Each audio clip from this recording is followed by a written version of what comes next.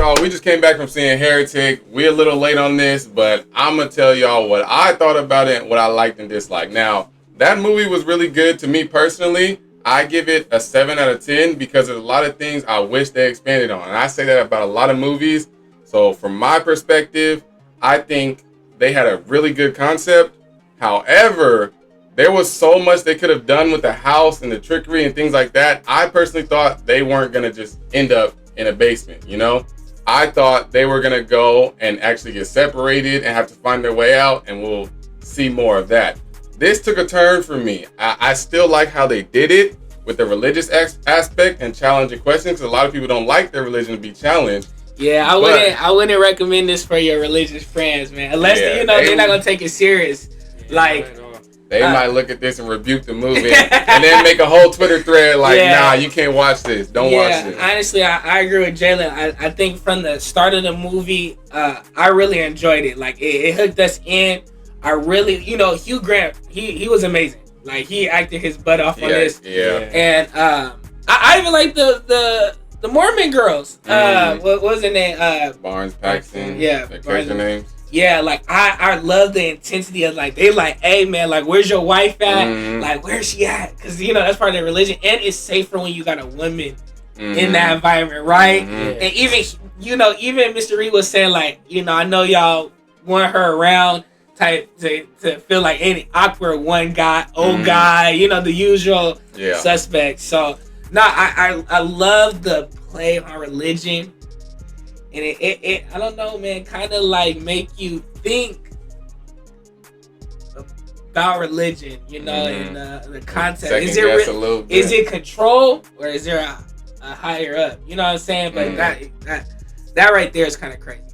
Yeah, that had me thinking.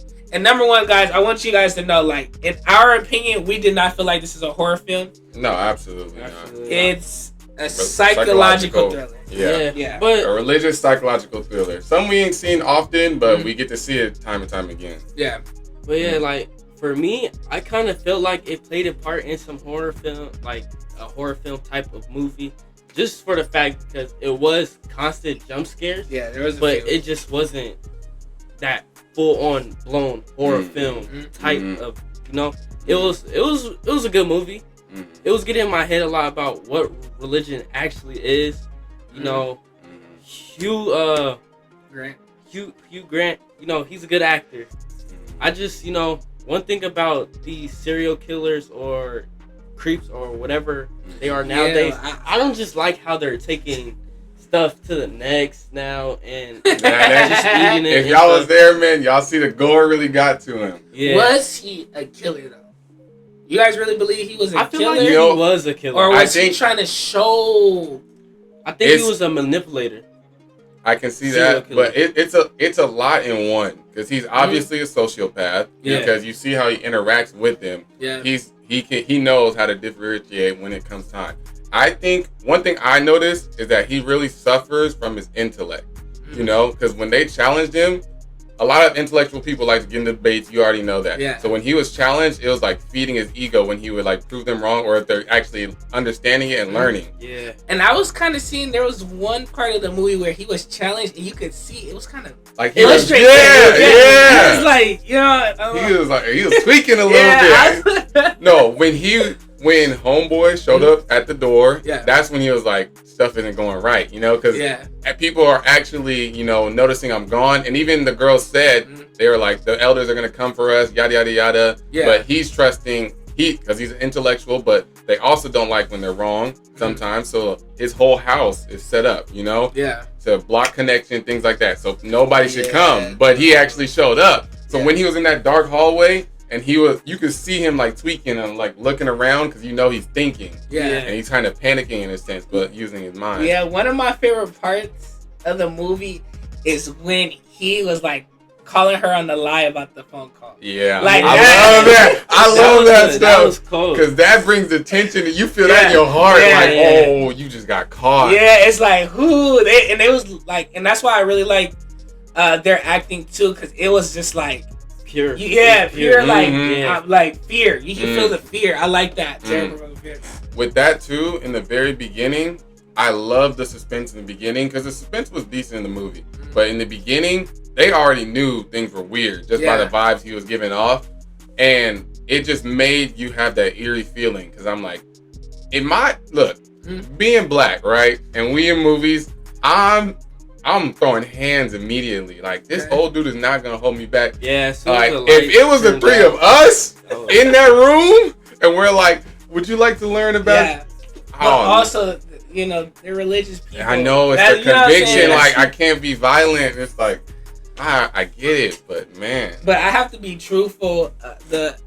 Why I feel like this movie, to me, is a 6 out of 10 is because, like, they lost me at the part where when he slit her neck, the sound wasn't even climax enough. Like, it was almost confusing how fast he slit her throat. And then after that, the movie lost me until I guess maybe when the girl was figuring out everything he was doing. I think right at that point where her neck got slit, I think I was genuinely lost because I thought her friend slit her neck. Okay, yeah. Because it happened so quick. Yeah. You know, I wasn't expecting Mr. Reed to have a little pocket and just that fast. He must have been tuning in on the code word. Yeah. I thought the same thing because remember she had that in her pocket, and so she said the code word, right? So I'm thinking she tried to stab and missed, and that's why I was like, if that's what just happened now, I don't like that.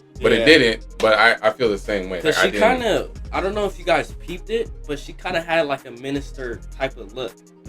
Old girl had a minister look. And that's why he paid attention to her the most over the blonde girl. He wanted to know what was up with the dark hair one, right? Because he said there's a liar. Yeah, that's what he kept saying. We're gonna find out the track. I guess her having birth control, which is like they brought it down. Like I guess in the Mormon religion, any religion, that's no bueno having the birth control. So I didn't like that whole little scene where he was playing in her arm. And I guess that was supposed to be a climax that she had. Birth control. Yeah. So you know they kind of lost me there, and then like how Jalen said in the beginning, like I was thinking this was gonna be almost like escape room, right? Like escape room mixed with a little horror with psychological thrilling. Like I thought they're gonna have to go through challenges, all that type of stuff. Where it was just like, okay, both doors led to this. Got a weird lady that ate some blueberry pie, fell in it, came back alive or moved, I guess, and then we figured out what really happened. But I still want to figure out where that girl is, cause she didn't go into the cages. She went into the door, like she a went room. She went into that door and was never back. I thought, honestly, when he got hit with that wooden stick, I thought it was one of the. I thought it was. Okay. I thought it was too. And yeah. You know what I thought it was? I thought it was Homeboy that knocked at the door originally, and I was like, man, because I was like, we all want a superhero. And I also didn't like that either. You know, I just didn't like that scene in general. Yeah. I think it still could have ended with both of them, you know, in the final moment. But I thought it was him originally, and I was like thinking to myself, how does he even make it down there, you know? Yeah. What gave him clues like, okay, because we know what he did when he was outside and plotting and everything. I kind of figured something happened to their bikes, because if that's your boss, he would know your transportation to work. And him not seeing the bikes, he wouldn't have been. I thought he saw the bikes, and that's what made him come back the second time. But he pulled out a book. I guess that was supposed to be the little suspense. Yeah, when he pulled out the book, I was like, man, you have no idea what's happening, bro. Man. So, and then they go to the part where she went down, and I guess those were all the religious people that came by. Yeah, that's what I was saying. And stabs him, and I like I said, man, I just did not enjoy the ending. She ran and still got stabbed, and then, you know. But I guess the theme of the story is faith, right? So I guess that's the moral of the story. I guess. You know what I'm saying. I personally wouldn't recommend it. I personally, I liked it. I give it a 8 out of 10, 7.5. It was cool for me. You know, I did get scared at a spider because I am like little arachnophobic. But here's the thing: there was so much hype behind this movie, saying it's one of the scariest movies you've seen. I do not agree with Absolutely that. not. No, I don't agree for either. sure. This Terrifier 3 was definitely better than this movie. My opinion. that's two different genres. I would compare it to Smile 2, because that was basically a psychological thriller that had that. Smile 2 is better than this movie, in my opinion. Okay. Smile 2 was. This reminded me of a movie I seen a while ago. I think it was called Don't Breathe, or it wasn't Don't Move, because that was that new one. Yeah. But Don't Breathe, with the old man that was blind and he was in the house. Yeah. That's the kind of suspense I kind of got from this, and that's what it reminds me of. So personally, I think 8 out of 10. But from a overall perspective, I'll give it a 6 out of 10. Yeah. But it's definitely something I'll recommend to people, because I don't think I went to the movies and got scammed. I think I got my money's worth. You know, I'll take that. I think the scariest part of this whole movie for me was the homeboy we thought was Reed in the beginning. Remember, they was like, Reed? And they walked into the hall. Oh, yeah. That was him. Yeah, I just saw the eyes. I was like, this dude is That's the scariest thing to me, because I honestly, there was nothing in the movie that I was scared. Yeah, like the prophet, she low-key looked like a nun. Like it wasn't anything different I've seen before. Yeah. But that spider stuff, that I kind of seen something moving in that little speaker hole. You can tell when they zoom in. I just that whole scenery was crazy though. He really played that off with the blueberry pie. Yeah.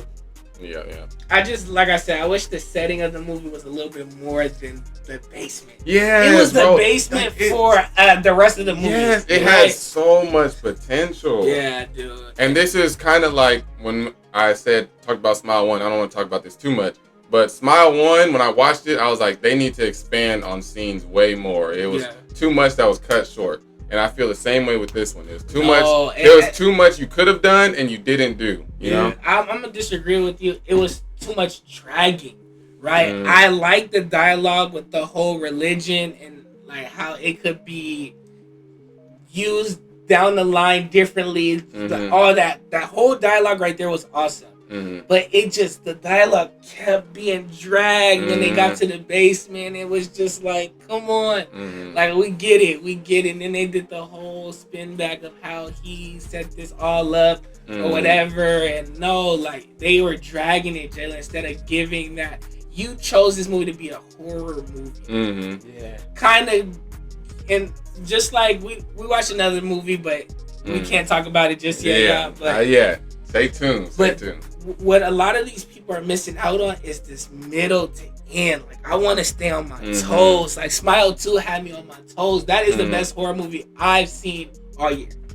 All year. And this one, I was excited for this one, man.